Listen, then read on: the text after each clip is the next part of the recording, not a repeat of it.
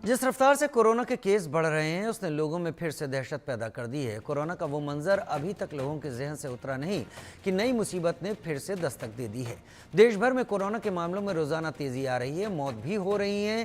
ताज़ा आंकड़ा 14 तक पहुंच चुका है। एक्सपर्ट कह रहे हैं कि जिन लोगों ने कोरोना की वैक्सीन ली है उन्हें भी सावधानी बरतने की ज़रूरत है क्योंकि कोरोना के इस नए वेरिएंट पर वैक्सीनेशन का असर नहीं हो रहा है। इंडिया न्यूज़ भी आपसे बार बार अपील कर रहा है कि खुद को और अपने परिवार को कोरोना से बचाएं और सरकार की कोरोना गाइडलाइंस का पालन जरूर करें क्योंकि कोविड के बढ़ते मामलों से लोगों को फिर से लॉकडाउन का डर सताने लगा है। कोरोना की रफ्तार बढ़ रही लगातार, सावधानी की अपील। भारत में फिर कोविड काल, कोविड का टेंशन बढ़ा, फिर कैद करेगा कोरोना, किलर कोरोना का काउंटडाउन, फिर लगेगा लॉकडाउन।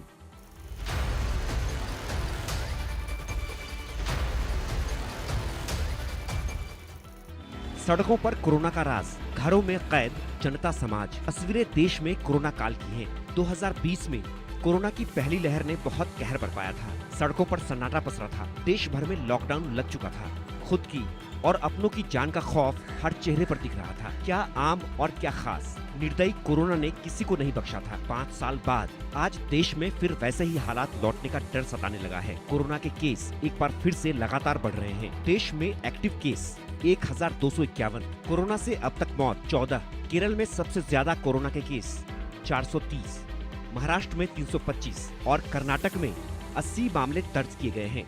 महाराष्ट्र में 325 एक्टिव केस में आज की तारीख में 316 मरीज सिर्फ मुंबई से हैं। इंदौर में भी कोरोना के 4 नए मरीजों का पता चला है। इंदौर में कोरोना के कुल मामले 16 हो गए हैं।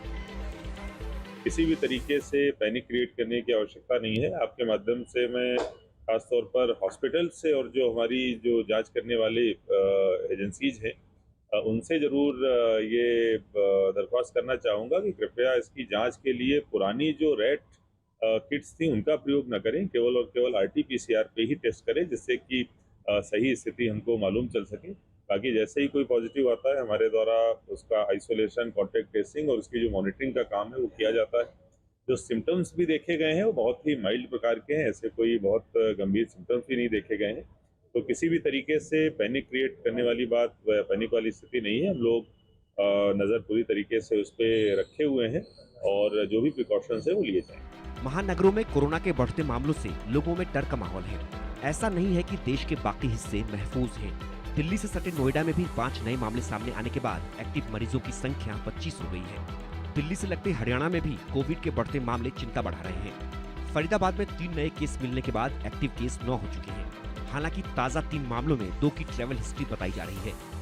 इनमें एक वियतनाम से तो दूसरा आंध्र प्रदेश से आया था। कश्मीर में भी कोरोना के 2 नए मामलों ने घाटी में भी डर का माहौल पैदा कर दिया है।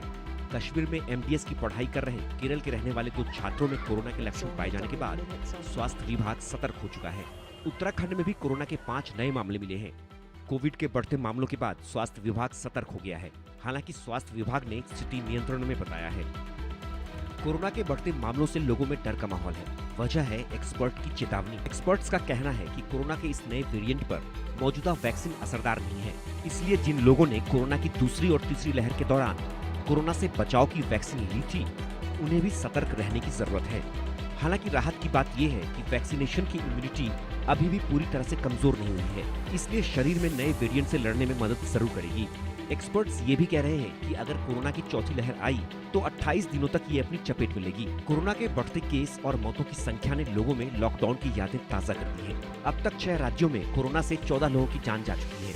इनमें सबसे ज्यादा महाराष्ट्र में 6 मौतें हुई हैं। हालांकि सरकारें अलर्ट पर हैं। स्वास्थ्य विभाग लगातार मॉनिटरिंग कर रहा है। अस्पतालों को अलर्ट पर रखा गया है। लोगों से सावधानी बरतने की लगातार अपील की जा रही है। बावजूद इसके देश में एक बार फिर लॉकडाउन का डर बना हुआ है।